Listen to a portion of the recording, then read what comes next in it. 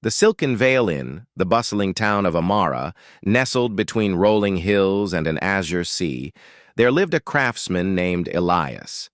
Known for his meticulous craftsmanship, he created exquisite timepieces that seemed to hum with life. His devotion to his work was matched only by his love for his wife Celeste, a woman of striking beauty and a charm that could disarm even the most guarded heart.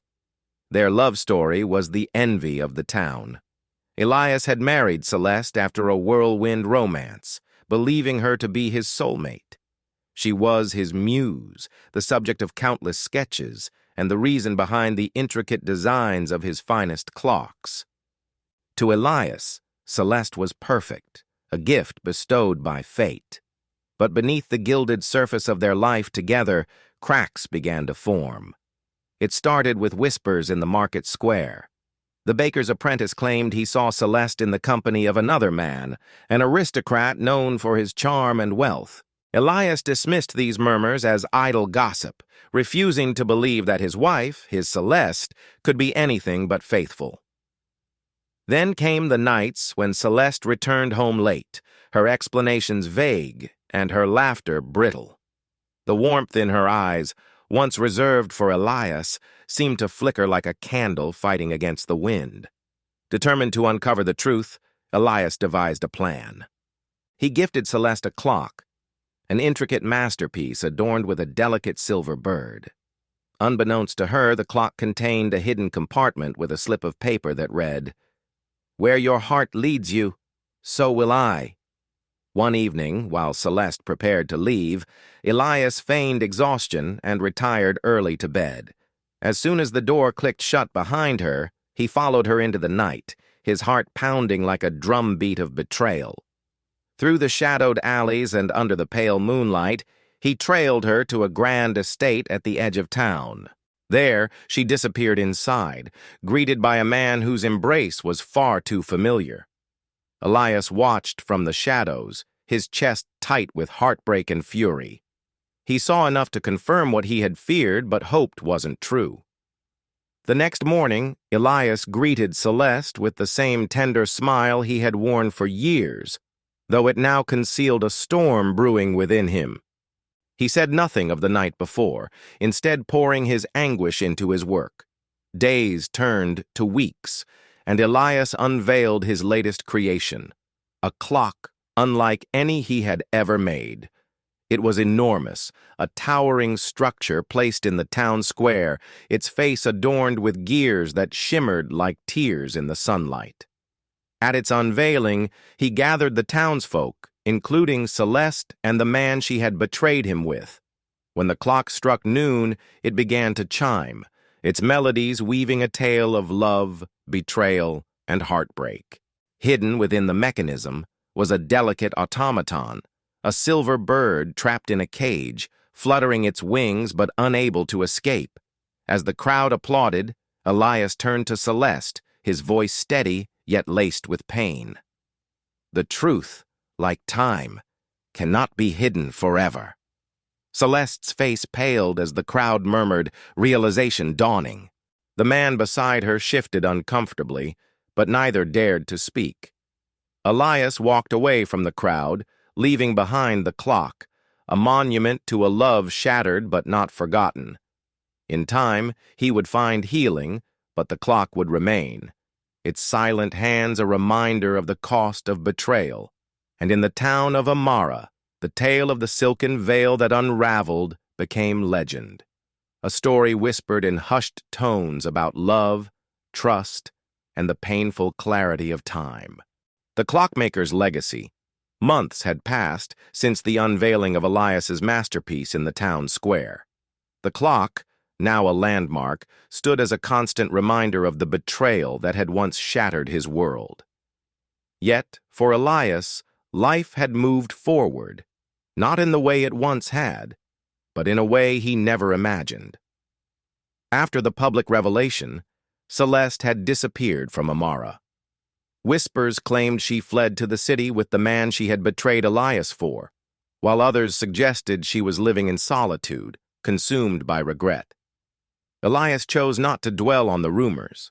He buried himself in his craft, but his work no longer bore the same spirit of love and hope it once had. One day, as Elias worked late in his workshop, a knock echoed through the quiet night.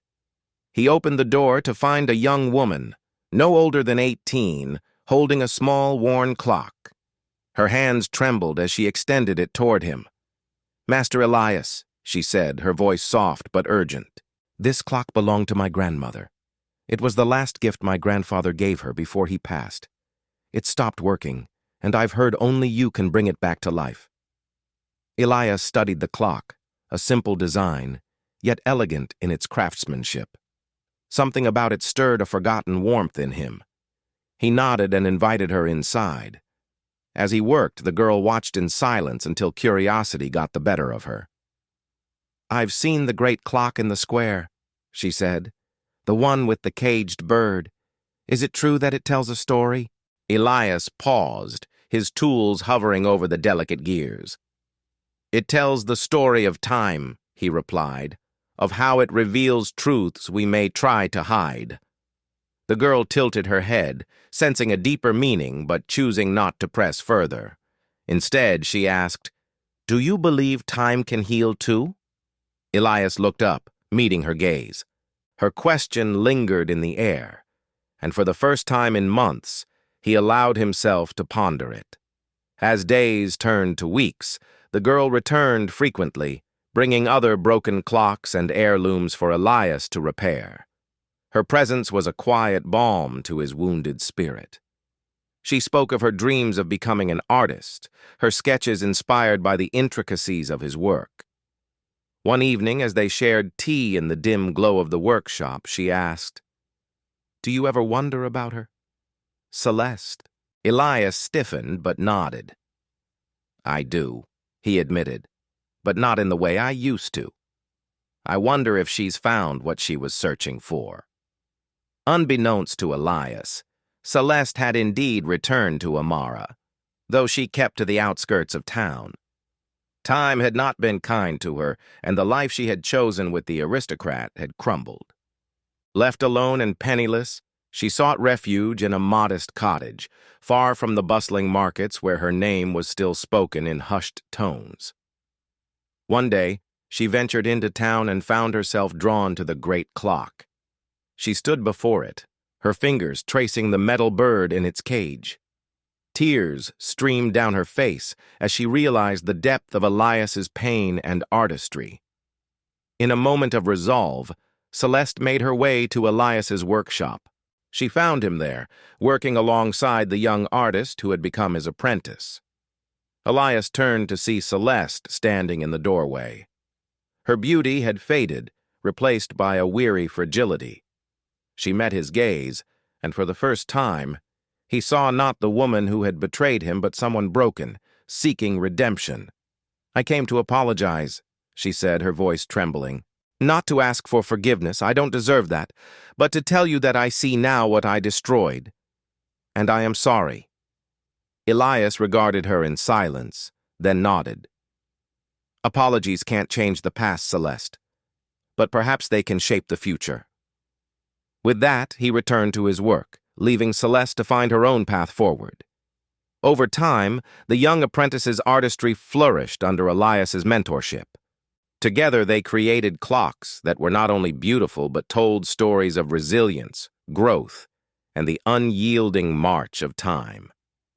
And in the quiet moments, when Elias stood before the great clock in the square, he no longer saw a monument to betrayal. Instead, he saw a chapter in a story that continued, full of possibility. The clockmaker's legacy. A new chapter as the seasons turned, Elias's life found a new rhythm. His workshop became a beacon for those seeking not just repaired clocks, but restored hope. Each timepiece he touched carried a piece of his heart, a silent testament to his journey of loss and renewal. His young apprentice, Alina, had grown into a remarkable artist under his tutelage. Her sketches, once timid lines on scraps of paper, now blossomed into intricate designs that rivaled even Elias's finest work. Together, they crafted clocks that not only marked time, but captured the essence of human stories. But life in Amara was not without its shadows. One evening, as Elias and Alina prepared to close the shop, a commotion erupted in the town square. They stepped outside to find Celeste standing before the great clock, surrounded by a small crowd. Her appearance was haggard, her once luminous eyes dimmed by hardship. "I have something to say," she called, her voice trembling but determined. Elias stood at the edge of the crowd, his heart heavy with a mixture of pity and curiosity. Celeste turned to face the clock, her fingers brushing the caged bird. "This clock tells a story of betrayal," she said, her voice carrying over the murmurs of the townsfolk. "But it also tells a story of truth, a truth I've spent these years running from." She turned to the crowd, her eyes scanning the faces until they landed on Elias. "I betrayed the man who loved me, the man who gave me everything. I let my greed and vanity blind me to the treasure I already had. And I have paid dearly for it." The crowd fell silent, the weight of her confession hanging in the air. "I don't ask for forgiveness," she continued, her voice cracking. "I only ask to be remembered, not for my betrayal, but for my repentance." Elias stepped forward, his expression unreadable. "And how do you intend to earn that?" he asked, his voice calm but firm. Celeste hesitated, then reached into her bag and pulled out a small, tarnished clock. "By rebuilding what I've broken piece by piece," she said, holding it out to him. "Starting with this." The clock was one Elias had made long ago, a wedding gift for Celeste inscribed with the words, "Forever is measured in moments." Seeing it now, battered and worn, stirred a mix of emotions within him. Elias took the clock, studying it carefully. "You'll need more than tools to fix this," he said. "It will take patience, persistence, and humility." "I'll do whatever it takes," Celeste replied. Elias nodded and turned to Alina. "Prepare the spare workstation," he said. The crowd dispersed, murmuring about the unexpected turn of events, while Celeste followed Elias and Alina into the workshop. In the weeks that followed, Celeste became a quiet fixture in the shop. Under Elias's watchful eye, she learned to repair clocks, her delicate fingers fumbling at first, but gradually finding confidence. Alina, wary at first, grew to admire Celeste's determination. As they worked together, the tension between Elias and Celeste began to soften. Their conversations, once clipped and formal, grew more personal. Celeste shared stories of her time away from Amara, of the hardships she endured and the lessons she learned. Elias, in turn, spoke of his journey to rebuild himself after her betrayal. He found himself marveling at the woman she had become, a far cry from the selfish, vain figure of their past. One evening, as the three of them sat around the workshop table, Elias brought out the small wedding clock. It was pristine now, its gears polished and its inscription shining like new. "It's finished," he said, placing it before Celeste. She looked at him, her eyes brimming with tears. "Thank you," she whispered. Elias shook his head. "Thank yourself," he said. "You did the work." In time, the townsfolk began to notice the changes in Celeste. She no longer sought attention or adoration, but instead devoted herself to helping others. She became known for her kindness and skill, her reputation slowly eclipsing the scandal of her past. As for Elias, he found a renewed sense of peace. His partnership with Alina flourished, and together they expanded the workshop, creating timepieces that carried stories of redemption and hope. Though the scars of the past remained, they no longer defined Elias or Celeste. Instead, they stood as reminders of the strength it takes to rebuild and the beauty that can emerge from brokenness. And so, the great clock in the square continued to mark the passage of time, its caged bird a symbol not just of betrayal, but of freedom found through truth, forgiveness, and the courage to change. The clockmaker's legacy. A test of time years passed, and Amara flourished, its people finding solace and wonder in the stories etched into the timepieces created by Elias, Alina, and now Celeste. Their workshop had become the heart of the town, a place where art and craftsmanship intertwined with humanity's most profound emotions. But as time is wont to do, it brought with it new challenges. One crisp autumn morning, an unfamiliar face appeared in the workshop. The man was tall and well-dressed, his piercing eyes betraying a shrewdness that made the room feel smaller. "I am Lord Darius Wren," he announced, his voice smooth but commanding. "I have heard much of your clocks and the stories they tell. I've come to commission one for my estate." Elias and Alina exchanged a glance. Darius was no ordinary client. His reputation as a ruthless collector of rare and extraordinary items preceded him. Elias nodded, stepping forward. "We'd be honored to create a clock for you, my lord. What story would you like it to tell?" Darius smiled, though it did not reach his eyes. "A story of conquest and power," he said. "A tale of how the strong prevail, and time bows to their will."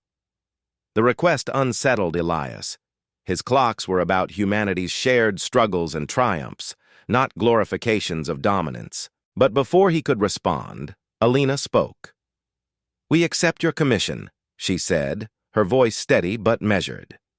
Elias raised an eyebrow but trusted her judgment. Darius left after detailing his request, promising to return in a month. As the days turned into weeks, the workshop buzzed with activity. Alina took the lead on the project, pouring her energy into the design. But as the clock took shape, Elias grew uneasy. Its towering structure, adorned with sharp angular designs, seemed to exude an ominous energy. "This clock feels wrong," Elias said one evening, watching Alina etch gilded figures into the base. "It's what he asked for," Alina replied, her tone distant. Elias studied her face, noting the dark circles under her eyes and the tension in her posture. She had always been passionate about her work, but this project seemed to consume her. Celeste, too, noticed the change in Alina. One night, she approached Elias as he worked late. "She's pushing herself too hard," Celeste said softly. "I've seen that look before, the drive to prove something at any cost. You need to talk to her." Elias nodded, realizing he had been too absorbed in his unease to address Alina's growing obsession. The night before the clock was to be unveiled, Alina stood alone in the workshop, staring at her creation. The clock was magnificent, its design a masterpiece of craftsmanship, but it felt hollow.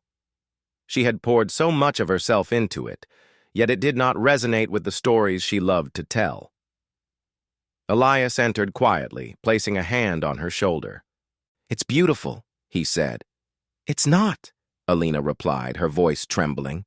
"It's everything I hate. It's cold and heartless. It's not us." "Then change it," Elias said simply. Alina looked at him, her eyes wide. "But the deadline—" "Lord Wren, let him wait," Elias interrupted. "A clock without a soul is nothing more than machinery. If it doesn't tell the story you want, then it isn't finished." Through the night, Elias, Alina, and Celeste worked together to transform the clock. They softened its harsh edges, added intricate carvings of vines and birds, and inscribed a hidden message in its base. True strength lies in kindness. When Darius arrived the next day, he was greeted by a clock that, while still grand, told a different story than the one he had envisioned. "This isn't what I asked for," Darius said, his voice cold. "No," Elias replied calmly. "It's what you needed." Darius's lips thinned, but he said nothing more. He paid the full amount and left, though his displeasure was evident. In the weeks that followed, news of the clock spread far beyond Amara. Travelers came to see the masterpiece that had defied its patrons' wishes, marveling at its beauty and the bold message it carried. For Elias, Alina, and Celeste, the experience was a reminder of their purpose. Their work was not just about craftsmanship, it was about telling stories that uplifted and inspired, even in the face of adversity. And as they stood before the great clock in the square one evening, its caged bird now free and soaring on delicate silver wings, they knew they had found something greater than time itself, the courage to stay true to who they were. The Clockmaker's Legacy. The Price of Time. Months after Lord Darius Wren stormed out of Amara, the repercussions of Elias's defiance began to unfold. At first, it was subtle. Wealthier clients from neighboring cities canceled their commissions without explanation. Merchants who once stocked the finest materials for Elias's clocks suddenly refused to sell to him. One evening, as Elias and his team gathered in the workshop, Alina placed a letter on the table. The wax seal bore Darius's crest. "What does it say?" Celeste asked, her voice edged with concern. Elias broke the seal and read aloud, "Elias of Amara, your insolence has not gone unnoticed. Consider this a warning. Defy me again, and your clocks will cease to mark time for you and those you care for." The room fell silent. "He's trying to scare us," Alina said, though her trembling hands betrayed her fear. "Darius isn't one to make empty threats," Celeste murmured. "He has influence far beyond what we see here." Elias nodded solemnly. "We must be careful, but we will not be cowed. Our work isn't just about timepieces. It's about standing for what's right." The Stranger in the Shadows. 1. Stormy night, as the rain lashed against the windows, a cloaked figure arrived at the workshop. The stranger's face was obscured, but their voice was soft and urgent. "I need your help," they said, placing a small broken pocket watch on the counter. "This belonged to my father. It stopped ticking the day he died." Elias examined the watch. It was old, its design intricate and strangely familiar. As he worked, the stranger revealed their identity. "I am Elise Wren," the figure said, pulling back their hood to reveal striking features that mirrored Lord Darius's. "I am his sister." Celeste's eyes widened. "Why are you here?" Elise hesitated. "Because my brother is a tyrant, and he fears what you represent. He believes power lies in control, but you've shown the world that true power lies in truth and integrity. He won't stop until he destroys you." Alina's voice was steady. "Why tell us this? What do you want from us?" "I want to help," Elise said, "but I need something in return. Make me a clock. One that tells a story of freedom, of breaking chains. A clock that will remind my brother of what he's forgotten." Elias studied her face, searching for deception but finding none. "We will help you," he said. "But know this. A clock cannot change a man's heart. Only time and choice can do that." The Clock of Liberation. In the weeks that followed, the team worked tirelessly to create Elise's clock.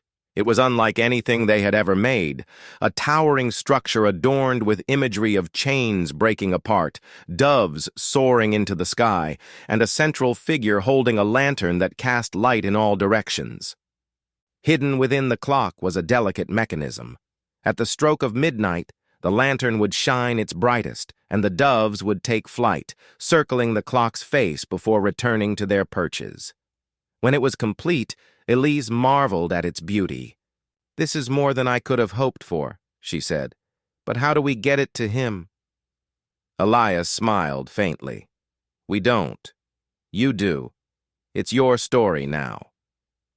Confronting Darius, Elise returned to her brother's estate under the guise of reconciliation. She presented the clock as a gift, claiming it symbolized their shared legacy. Darius, intrigued by the craftsmanship, accepted it, but remained suspicious. As the days passed, the clock became a fixture in his grand hall, its presence both captivating and unsettling.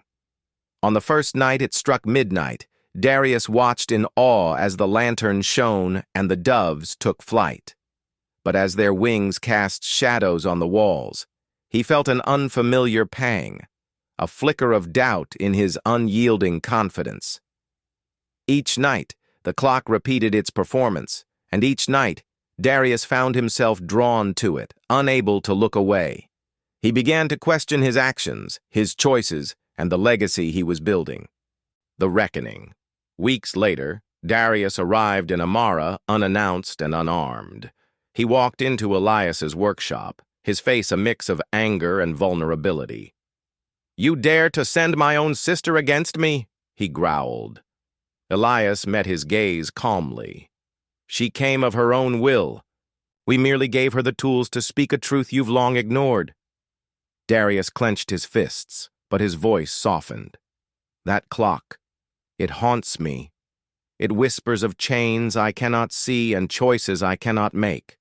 What have you done to me?" "We've done nothing but hold up a mirror," Elias replied. "The rest is up to you." Darius stared at him for a long moment, then turned and left without another word. A new era. In the months that followed, word spread that Lord Darius Wren had changed. He loosened his grip on the towns under his control, allowing them more autonomy.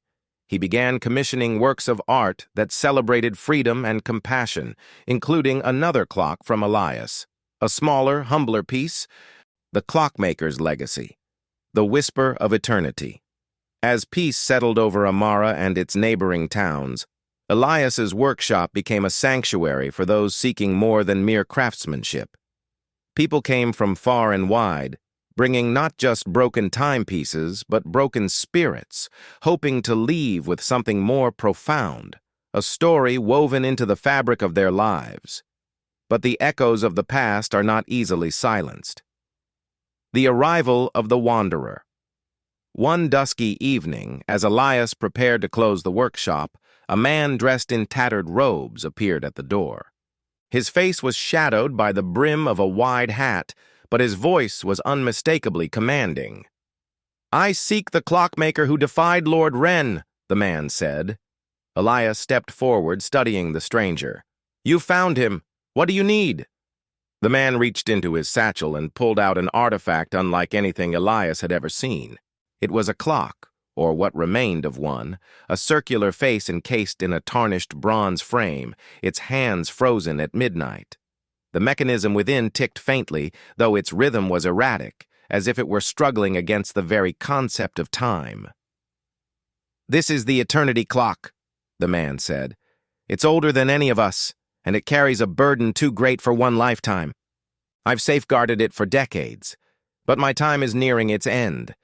I've come to ask if you'll take up the mantle." Alina and Celeste exchanged uneasy glances. "What does it do?" Elias asked, his voice cautious. The man smiled faintly. "It doesn't just measure time, it reveals it, past, present, and possible futures. But its power comes at a cost. Those who guard it are bound to its mysteries, often at the expense of their own lives." The decision. Elias spent the night turning the stranger's words over in his mind. He consulted with Alina and Celeste, who were divided. "This clock is dangerous," Celeste warned. "We've worked so hard to build a life here. Why risk it?" "But think of what we could learn," Alina countered. "What if we could prevent suffering by seeing the future? What if we could help others in ways we've never imagined?" Elias listened to their arguments, his heart heavy. Finally, he spoke. "We've always believed in the power of stories, in the lessons time can teach us," he said. "If this clock holds truths that can guide us, then it's worth the risk. But this is not my decision alone. We must face this together." The unveiling of truth. When Elias accepted the eternity clock, the stranger smiled with relief and left without another word, disappearing into the night. The clock was placed at the center of the workshop, its faint, erratic ticking filling the air with an almost hypnotic rhythm. As days turned into weeks, the clock began to reveal its secrets. At first it was subtle, a flash of memory from the past, a fleeting vision of an unfamiliar face. But soon, the visions grew more vivid, and Elias, Alina, and Celeste found themselves caught between timelines, witnessing moments they could scarcely comprehend. One night, Alina saw a vision of a great fire consuming Amara. She woke with a start, her heart pounding. "We have to warn the town," she told Elias. "But how do we explain this?" Elias asked. "They'll think we're mad." "We'll find a way," Alina insisted. The fire and the future. Guided by the visions, Elias and his team worked tirelessly to prepare Amara for the disaster they had foreseen. They reinforced buildings, cleared flammable debris, and trained volunteers to act quickly in an emergency, all under the guise of a town beautification project. When the fire came, sparked by a lightning storm, Amara was ready. The townsfolk acted swiftly, containing the blaze before it could cause widespread destruction. Afterward, the people marveled at how prepared they had been. Though Elias and his team said little, whispers began to circulate about the strange clock in the workshop and its connection to the town's salvation. The burden of knowing. But the eternity clock's power was not without its toll. The visions grew more frequent, and each one left Elias feeling drained, as if the clock were drawing life from him. Alina and Celeste, too, felt its weight, their dreams filled with fragments of possible futures. One evening, as they gathered around the clock, Alina spoke. This isn't sustainable. It's too much for any of us to bear." Celeste nodded. "We've seen what it can do, but maybe it's time to let it rest. We can't let it consume us." Elias looked at the clock, its hands still frozen at midnight. "Perhaps its purpose isn't to guide us forever," he said. "Maybe it's meant to teach us to trust in our own choices." A new chapter. Together, they decided to seal the eternity clock, locking it in a specially crafted case designed to mute its power. They placed it in a hidden chamber beneath the workshop, accessible only if the town ever truly needed it again. The clockmaker's legacy. The timeless call. Years passed since the eternity clock was sealed away. Life in Amara settled into a steady rhythm, its people thriving under the protection and guidance of Elias, Alina, and Celeste. Yet the faint ticking of the hidden clock remained in their minds, a sound that whispered not just of what had been, but of what still lay ahead. A stranger's warning. One brisk winter evening, a figure stumbled into the workshop, cloaked in snow and desperation. The man's face was gaunt, his eyes hollow, yet they burned with urgency. "You must help me," he gasped, clutching a scroll tightly to his chest. "The future depends on it." Elias and Alina exchanged a wary glance as they helped the man to a chair. Celeste fetched a warm drink while Elias gently took the scroll from the stranger's trembling hands. Unrolling it, Elias saw a detailed blueprint of a clock, an intricate design unlike any he had seen before. But at its center was a familiar symbol, the mark of the eternity clock. "Where did you get this?" Elias asked, his voice steady but tense. The man shook his head. "I don't know who left it, only that it appeared in my study one night along with a single word. Amara. I had no choice but to come. The clock you sealed, its power is waking, and if you do not act, it will fall into the wrong hands." The awakening. Despite their initial hesitation, Elias and his team knew they could not ignore the stranger's warning. Descending into the hidden chamber, they found the eternity clock's case vibrating faintly, as if the clock within were straining against its confinement. When they opened the case, the clock's hands began to move for the first time in centuries. Midnight passed, and the clock struck 1.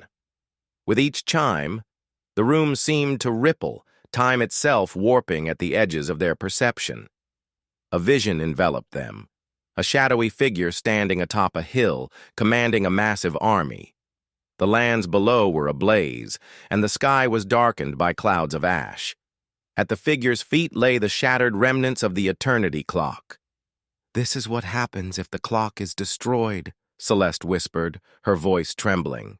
"But who is the figure?" Alina asked. The vision faded, leaving the team shaken but resolute. The race against time. Over the next weeks, the workshop transformed into a hive of activity. Guided by the blueprint, Elias and his team began constructing a new clock, a companion piece to the eternity clock, designed to temper its power and safeguard its secrets. They named it the Sentinel Clock. Unlike the eternity clock, it would not reveal the past or future, but act as a shield, ensuring that only those with pure intentions could access its siblings' power. However, their efforts were not without interruption. Rumors began to spread of a mysterious group, the Shadowed Order, seeking the eternity clock for their own ends. These whispers brought unease to Amara, and the town's people began to rally around Elias and his team, offering their protection. The final confrontation. The day came when the Shadowed Order arrived in Amara. Clad in dark cloaks and wielding strange devices, they demanded the eternity clock, claiming it was their birthright. Elias stood firm, flanked by Alina, Celeste, and the townsfolk. "This clock does not belong to any one person or group," Elias said, his voice carrying across the square. "Its power is not meant for conquest, but for wisdom, and wisdom cannot be taken by force." The leader of the order, a woman with piercing gray eyes, sneered. "Wisdom is worthless without power to enforce it. Hand over the clock or we will take it." As tensions rose, the sentinel clock began to glow softly in the workshop. The light spilled out into the square, bathing everyone in its radiance. The Shadowed Order recoiled, their devices sparking and failing. "It recognizes their intent," Celeste whispered. The leader of the order snarled, but she knew they had been defeated. With a sharp gesture, she ordered her followers to retreat, vowing they would return. A new beginning. With the threat temporarily averted, Elias and his team placed the eternity clock and the sentinel clock side by side in the hidden chamber, their mechanisms now harmonized. The sentinel clock's steady rhythm soothed the eternity clock's restless energy, ensuring it would remain dormant unless truly needed. Elias addressed the townsfolk, who had gathered to celebrate their victory. "These clocks are more than machines. They are symbols of our resilience, our unity, and our ability to protect what matters most. Together, we will face whatever challenges time brings." The people of Amara cheered, their faith in Elias and his team stronger than ever. The whisper of eternity. As the years passed, the clocks remained hidden, their stories becoming legend. Yet, in quiet moments, when the world seemed still, Elias and his team would hear the faintest whisper of ticking, a remind. The clockmaker's legacy. The rift of ages, despite the victory over the Shadowed Order, the reverberations of their actions lingered. The destruction of the Oblivion clock had disrupted the flow of time, creating subtle anomalies that began to manifest across the land. Rivers flowed backward for moments, stars appeared out of alignment, and people experienced vivid, fragmented memories of lives they never lived. In Amara, the eternity clock and the sentinel clock hummed with unease. Elias, Alina, and Celeste knew their work was far from over. The rift emerges one fateful evening, as the team worked late in the workshop. The clock suddenly synchronized, striking an unnatural hour, 13 o'clock. A tremor shook the ground, and a beam of light erupted from the eternity clock, carving a rift in the air before them. The rift shimmered like a mirage, its edges crackling with energy. From the rift, a voice echoed, a blend of countless tones, both familiar and alien. "Keepers of time, you have tampered with forces beyond comprehension. The rift of ages is open, and the threads of existence unravel.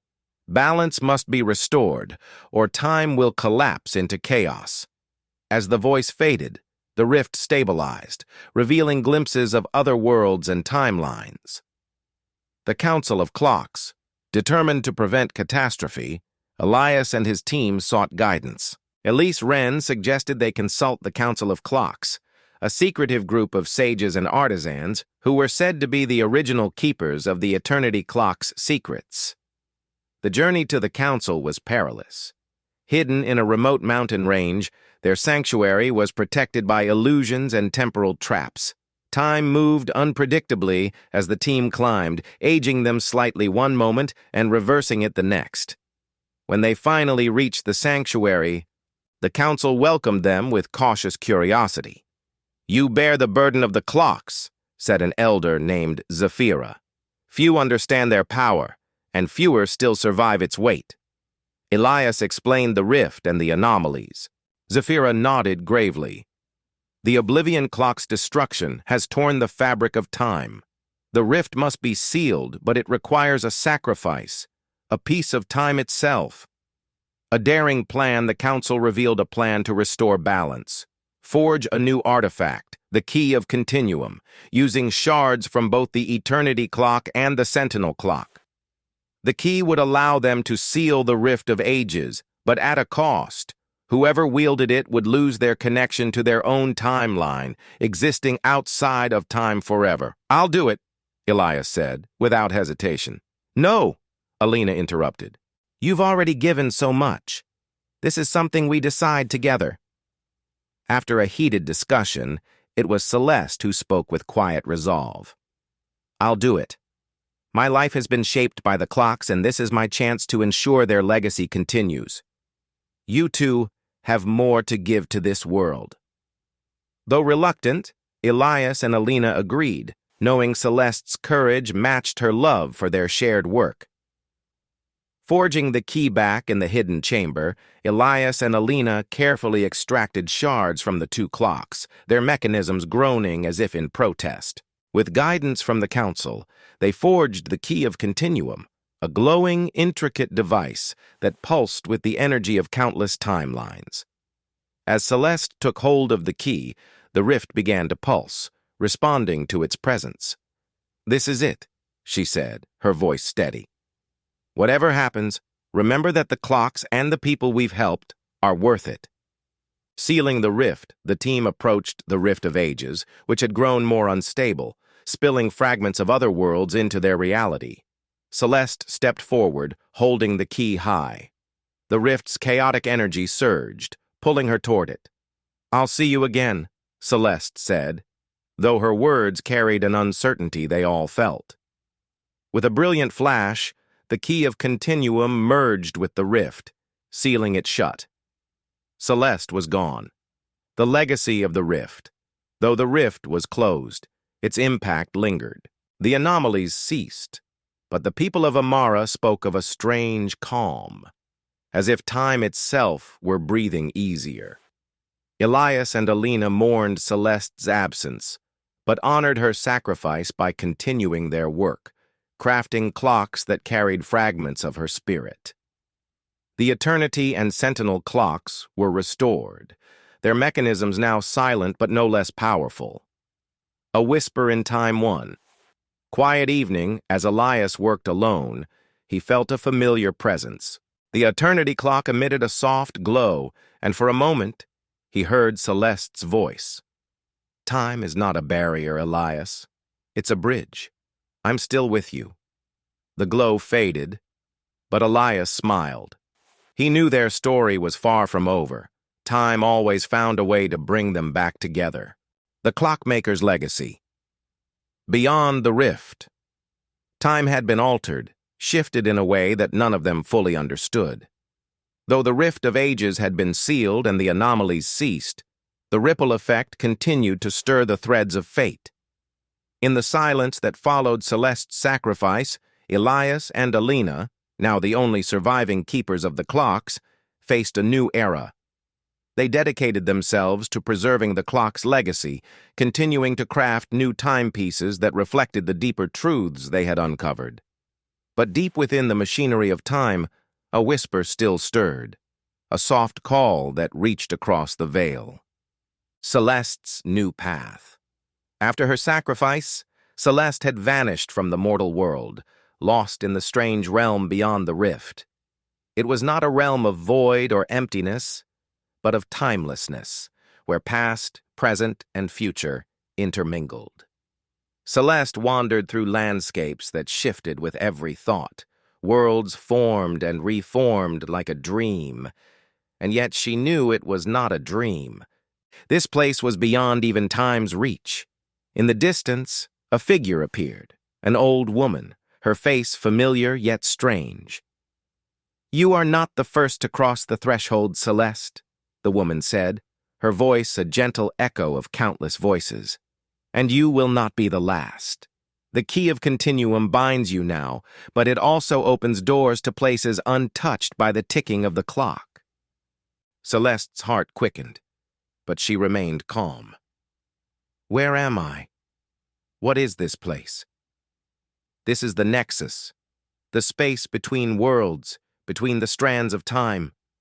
It is here that the true guardians of the clocks reside." The woman reached out, placing her hand on Celeste's. Her touch was warm, and for the briefest moment, Celeste saw glimpses of others, keepers from different ages, different worlds, all connected by the same ticking heartbeat of the clocks. "You are the latest to bear the mantle of protector. The clocks need you, Celeste, but not as you were. You must become something more. A new role." As days, perhaps years, passed in the Nexus, Celeste came to understand the true nature of the clocks. They were not just timepieces. They were conduits to an infinite web of timelines, each one a thread in an endless tapestry. But this web was fragile, constantly at risk of being torn apart by forces both known and unknown. The clocks were meant to keep the balance, not just of time, but of existence itself. And now, Celeste had been transformed into something both timeless and transcendent, a guardian of the clocks who could travel across the many worlds and timelines, ensuring they did not collapse into chaos. Her first task was clear: to retrieve lost fragments of the past, fragments scattered across time after the destruction of the Oblivion clock. Some of these fragments were physical objects, others were memories, long buried or hidden away. Elias's struggle. Back in Amara, Elias and Alina continued their work, but their hearts were heavy with the absence of Celeste. The town had flourished in their absence, but something was amiss. The clocks, now dormant, seemed to be calling out to Elias, softly at first, but growing louder with each passing day. One evening, while working late in the workshop, Elias noticed a change in the eternity clock. The hands began to move, turning ever so slowly, despite the lack of any outward force. As they ticked forward, the air around the clock shimmered, and Elias felt the unmistakable pull of something or someone he could not see but could feel. Then a flash of light erupted from the clock. It was as if time itself had split open. Elias stood frozen in place as the world around him shifted. A vision of Celeste. Suddenly, he was no longer in the workshop. He was standing in a strange, vast expanse, a place where time didn't seem to exist in any normal sense. Before him stood Celeste, her form radiant and ethereal. "Elias," she said, her voice a melodic echo, "I know you've felt my absence, but know that I have not abandoned you." Elias's voice was thick with emotion. "Celeste, where are you? What's happened to you? I've crossed the threshold. I've become something different, something that exists beyond the confines of time as you know it. I'm no longer bound by the world you live in, Elias, but I am still with you, still watching, still guiding."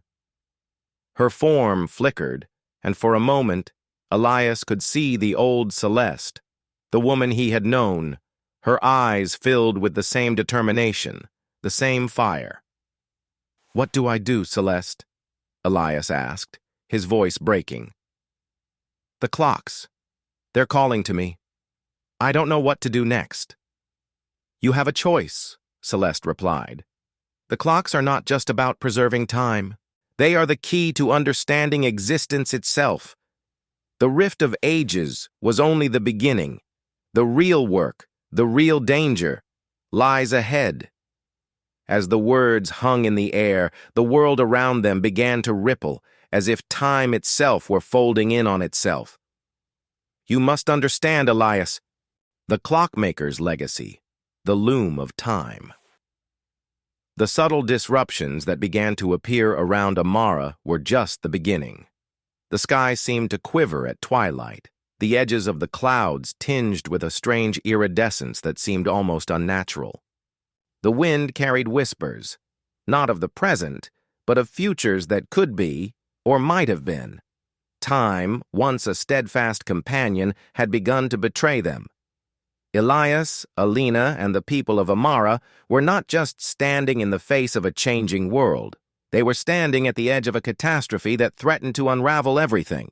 The clocks, both the Sentinel and the Eternity clock, seemed to hum with an urgency that they had never felt before.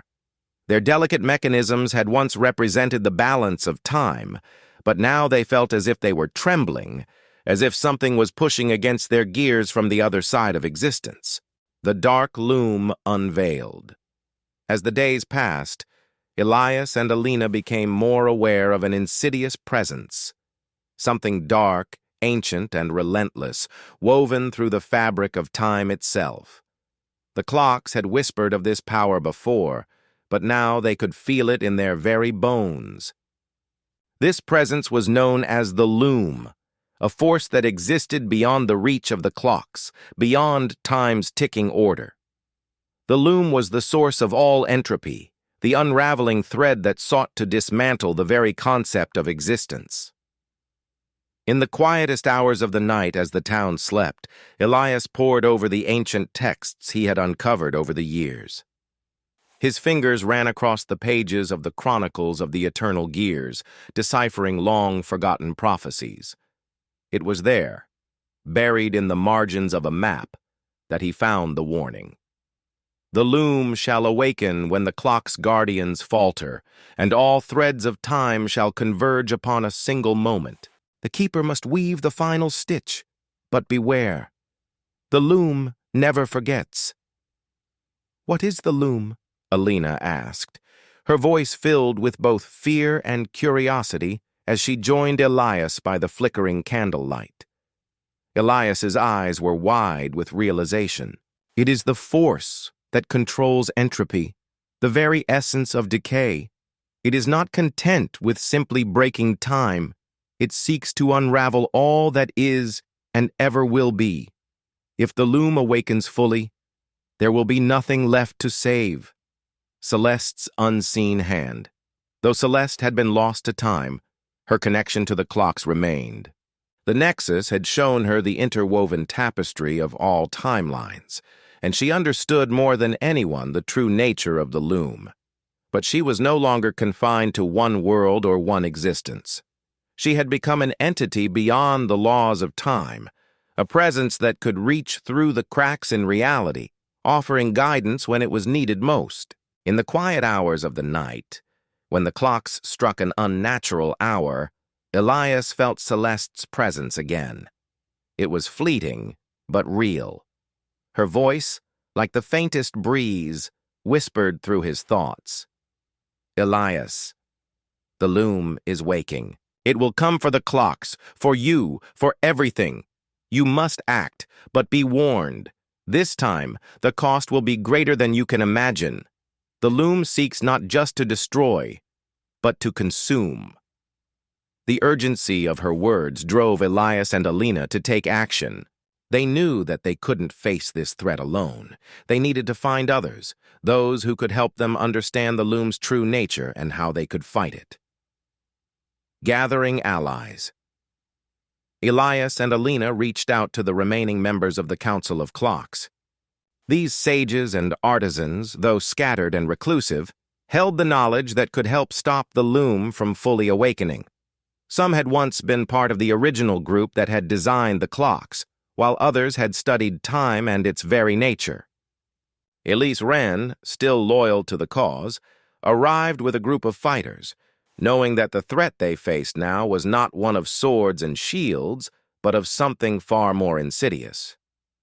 "We've fought before," Elise said, "but this is different. We're not just battling an enemy, we're fighting the very fabric of existence itself." The council, a group of wise men and women, had gathered in secrecy, awaiting the return of the keepers. They had always known that time's flow could be disrupted, but the loom was a force they could not control. Still, they had prepared for this moment. One of them, an elder named Zephira, spoke of a forgotten prophecy. When the loom awakens, the keeper of time must choose to weave the world back into its rightful place, or to leave it to unravel, so that new worlds may emerge in its stead. The loom's touch. As the days passed, the effects of the loom's awakening began to show more clearly. The anomalies intensified. Memories of past lives surfaced in the minds of people who had never lived them. Fleeting glimpses of impossible worlds materialized and vanished in the blink of an eye. Time in all its delicate precision had begun to bend and snap. The clockmaker's legacy, the keeper's burden, the battle against the loom had left its mark. Time had been restored, but something had changed, an imperceptible shift in the very fabric of existence. The clocks, the sentinels of time, had been bound to the loom, and with that binding, they had become more than just guardians. They had become conduits for the forces that flowed through all of time. The keeper's burden had never been greater. Elias, Alina, and their allies stood amidst the ruins of the battle, the air heavy with both victory and sorrow. The loom, though contained, still pulsed within the clocks, its presence felt but unseen. They knew that time had not simply returned to normal. It had been altered, woven together with threads both new and ancient.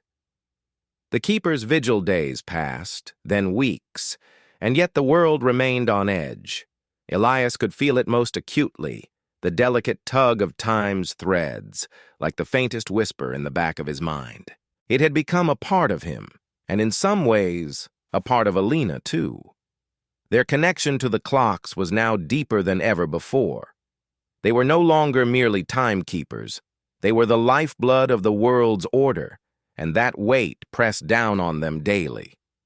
At the heart of Amara, beneath the towering clockwork spires of the eternity clock, Elias and Alina began to rebuild. But it wasn't just the clocks that needed mending. It was the very essence of time itself. "What will happen now, Elias?" Alina asked one evening, her face illuminated by the glow of the sentinel clock. "The loom is bound, but it's still inside us. Inside the clocks.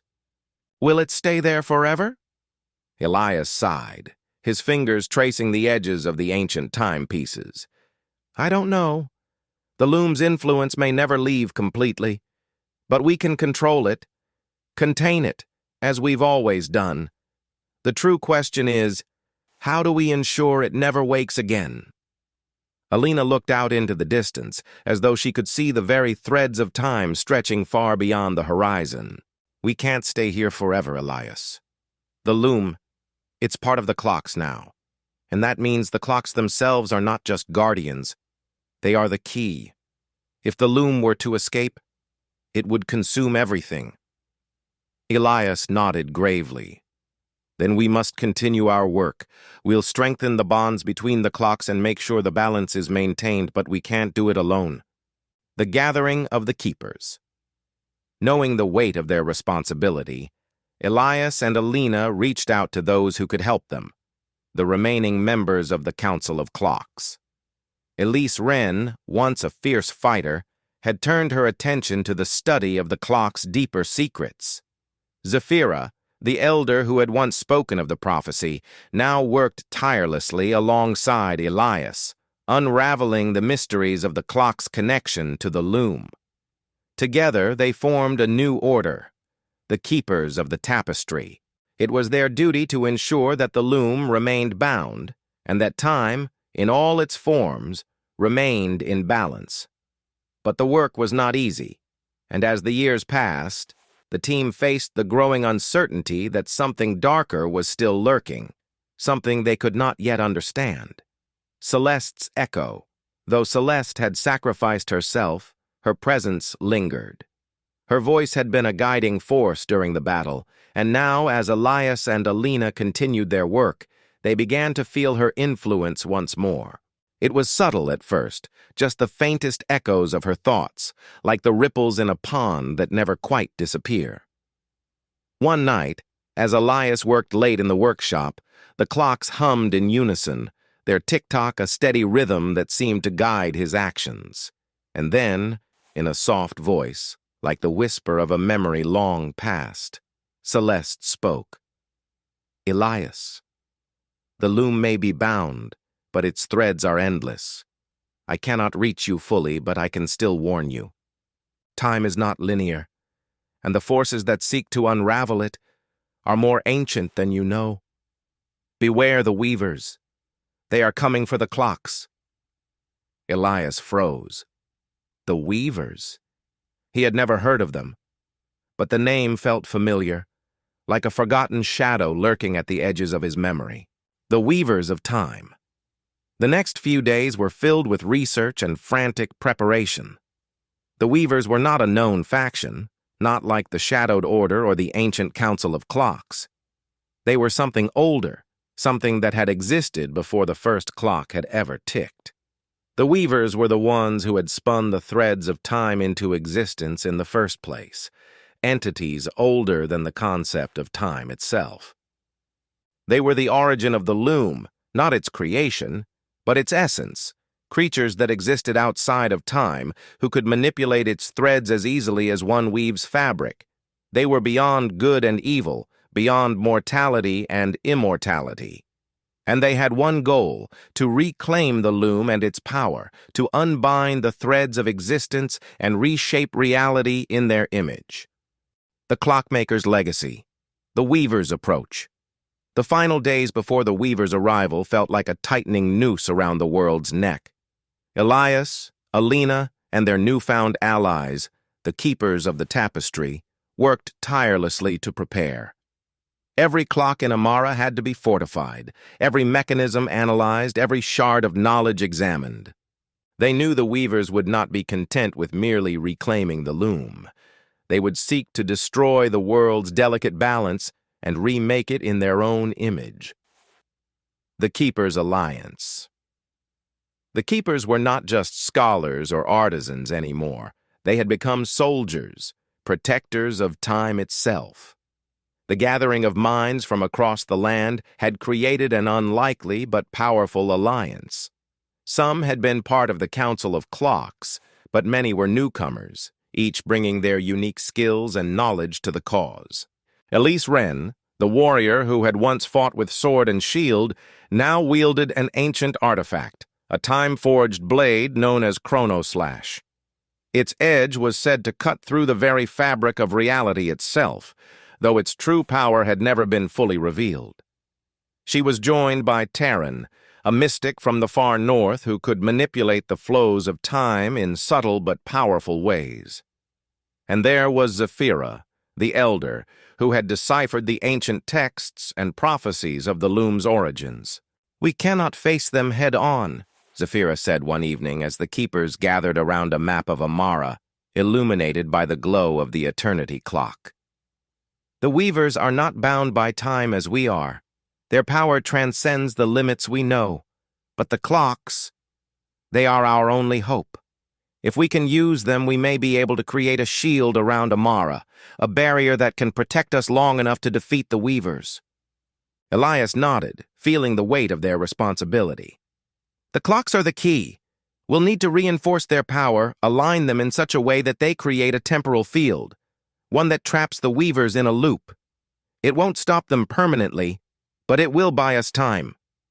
Alina, ever steadfast by his side, placed a hand on his shoulder. "But even if we succeed, we still don't know how to destroy the loom completely.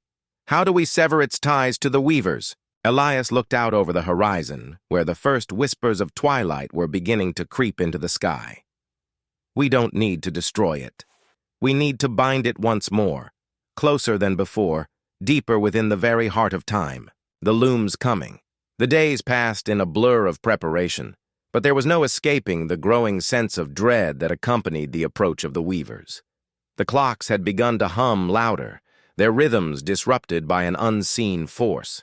Time itself was faltering, as if reality was holding its breath.